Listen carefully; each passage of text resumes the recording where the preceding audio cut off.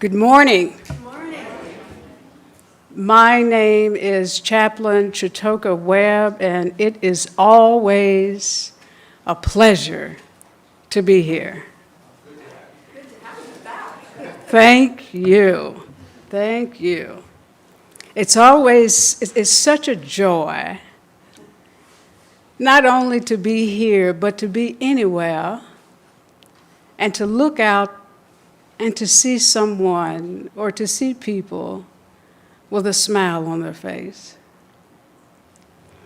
Before we get started today, before I preach the sermon, there is something that I saw and heard the other day, and I said, you know what, I am going to share this at church. I was watching a documentary, and it was about Justice. I don't know if everyone is familiar with him. He's retired now. But Justice Anthony Kennedy. And there, the reporter had asked the justice. He said there were 2 times that you voted that changed the course of American history. And it was during 2 of the most difficult times in this country, and one of them was during the Civil Rights Movement, and the second time was the right for the LGBTQ plus community to marry. And the reporter had asked him, that was a difficult time and people were killing other people. He said, your vote, because it was a swing vote, your vote was the one that turned the tide in this country. He said, how did you do it? How did you get the courage to do it? Now, remind you, this, for the most part, was a conservative judge. And he said something, and I want us to think about it as we listen to the sermon. Think about it when we get home and something comes across the news, because only Lord knows what is going to be on the news when we get home. It's like we can't even get a break. And he said, there are times that we know of. He said that when we go knocking on the Lord's door, he said, but there comes a time when the Lord knocks on our door. And I'm saying that to say that the Lord is knocking on our door.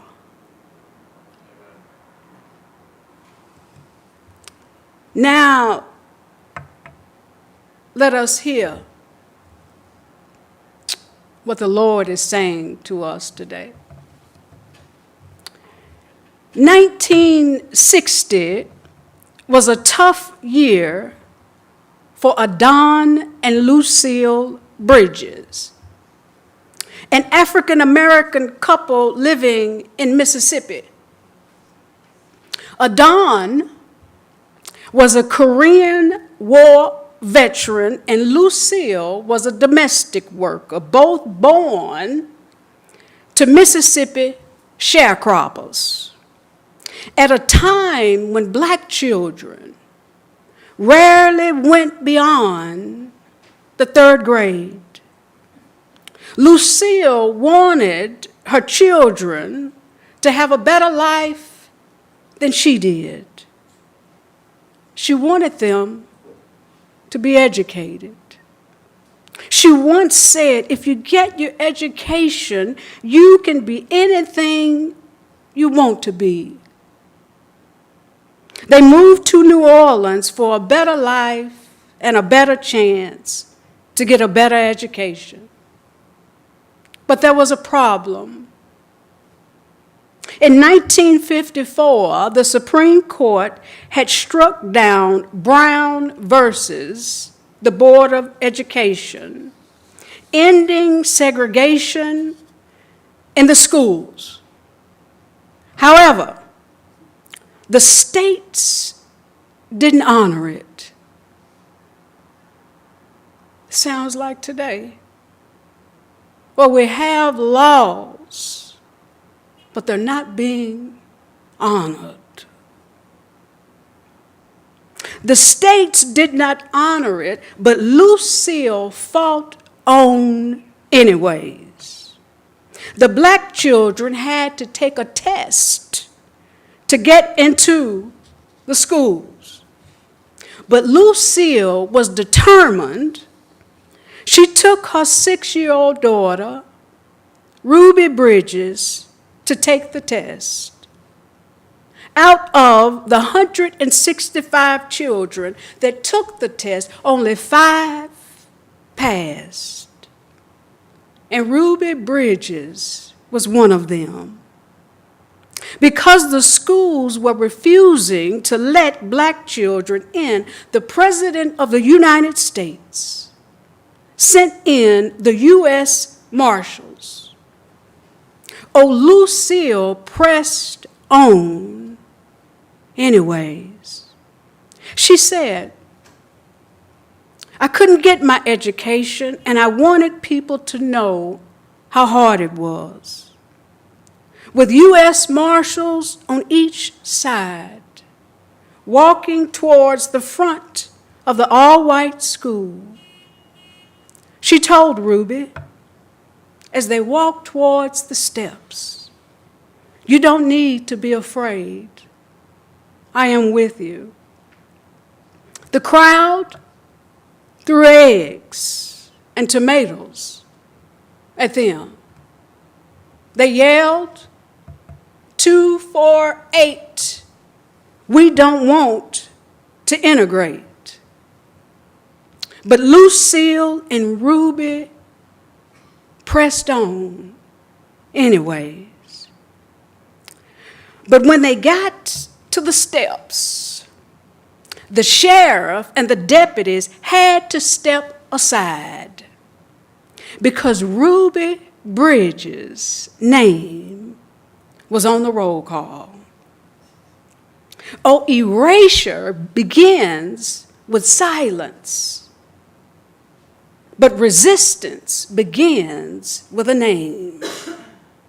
On November the 14th, 1960, 6-year-old Ruby Bridges became the first African American child to attend an all-white school. Her name was on the roll call. For a whole year, she was in a classroom by herself. But her name was on the roll call. Even though all the teachers in the entire school refused to teach her, one said yes, because her name was on the roll call. St. Augustine once said, our names are written in heaven. That is the roll call that matters the most. Or a name on a roll call can outrank fear, outlast resistance, and outlive injustice. In our text today, we witness one of the greatest injustices of all time. The arrest and trial of Jesus Christ. Jesus was arrested during the night after the Passover meal. And it was customary that during the Passover meal, the Roman governor, who was Pontius Pilate at the time, could set one prisoner free. He asked the crowd whether they wanted Jesus to be set free or Barabbas to be set free. Barabbas, who was a known thief, insurrectionist, and murderer. Even after Pontius Pilate's own wife sent word to him saying, "Have nothing to do with that righteous man." Still, Pontius Pilate asked the crowd, "Who do you want to set free, Jesus or Barabbas?" The Sadducees, the chief priests, stirred up the crowd and called out for Barabbas to be set free and for Jesus to be turned over and crucified. Pontius Pilate washed his hands and said, "I am not responsible for this man's death." Then all those in the crowd shouted, "Let the responsibility of his death fall on us and on our children." Then Pontius Pilate set Barabbas free and handed Jesus over to be crucified. The crowd chose Barabbas. The crowd chose the one who took lives and rejected the one who saved lives. Oh, the same people that build you up can sometimes be the same people that tear you down. An African proverb says, when the roots of a tree began to decay, it spreads death to the branches. In other words, when truth decays at the root, injustice spreads to the crowd. Every time we get it wrong, we have to go back and get it right. The crowd got it wrong. I once heard, each time history repeats itself, the price goes up. That's not just wisdom, that is a warning. And it is a warning because complacency always comes before captivity. After Jesus was crucified, we find out who left and who stayed. Anyways, when the roll was called, the first in attendance was Joseph of Arimathea, a wealthy, wise, highly intelligent, and righteous man. He was a secret follower of Jesus because he was a Pharisee. That's why it's important to never judge a book by its cover. He was a Pharisee, but he didn't think the same way the other Pharisees did. The Pharisees followed old family rules and traditions, but Joseph followed Jesus.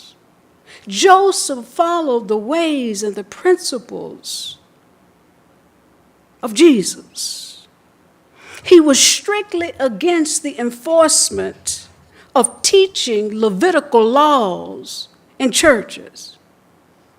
He was a staunch opponent of hypocrisy.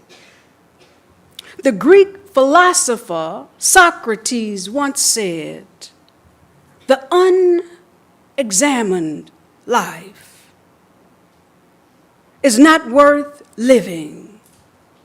Joseph examined his life and chose truth over tradition. Joseph asked Pontius Pilate for the body of Jesus. With Pilate's permission, he came and he took the body away. Just asking for the body alone, Joseph could have been crucified, but he asked anyways. He asked Pontius Pilate for the body of Jesus for 3 reasons. 1, he knew that the bodies of those who were executed were prohibited from hanging on the cross overnight. Number 2, he knew that the executed could only have non-body burials, which meant your name was not written anywhere.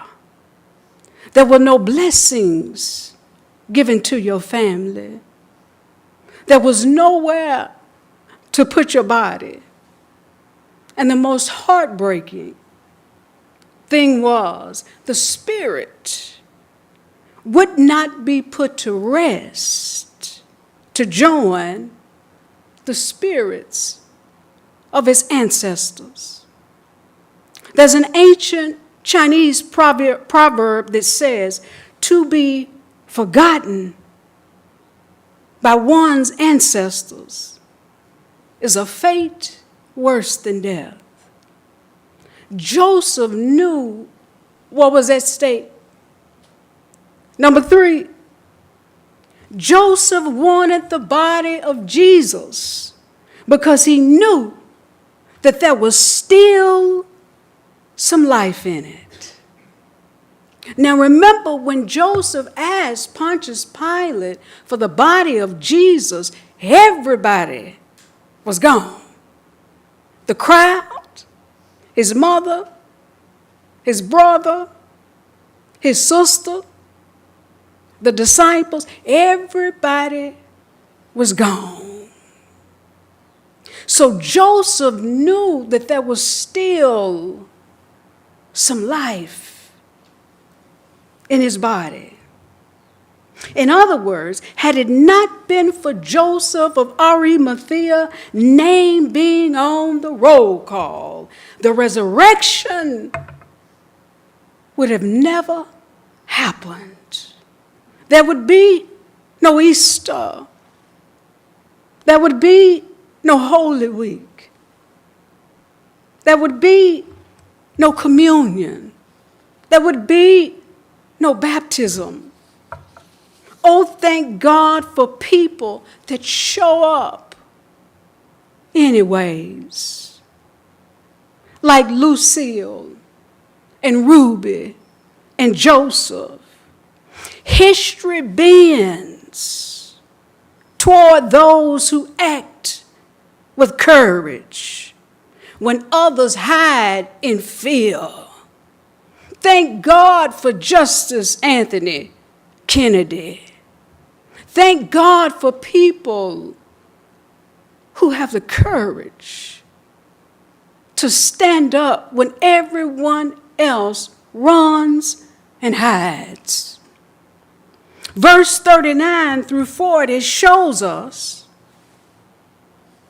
that somebody else knew that the body of Jesus still had some life in it. It was Nicodemus. When the Sadducees and Pharisees began to condemn Jesus before he had a trial, remember it was Nicodemus who stood up and said, "Isn't it the Jewish law that he should have a trial first? Oh, if you don't know your rights, you don't have any rights." It was Nicodemus who brought the clean linen, the 75 pounds of myrrh and aloe, sweet-scented wood to reduce the odor of decay. A Jewish teaching teaches us where there is great love, there is great preparation. Nicodemus came prepared. When the roll was called, it was Joseph and Nicodemus who stayed anyways. After wrapping the body of Jesus in the sweet-scented spices with strips of linen, in accordance with Jewish burial customs, they carried him to a garden that was just a few feet away from the cross. It was owned and already prepared by Joseph of Arimathea, a new tomb, never laid in, protected by a heavy stone rolled against the opening. Oh, where there is great love, there is great preparation. In the first garden, death entered the world. Oh, but in the second garden, death was defeated. God says, though the mountains may be shaken and the hills be removed,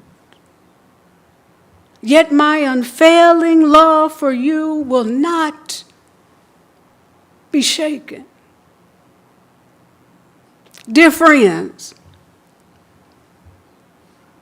in a world with shifting allegiances, uncertain futures, and fleeting loyalties, there is a love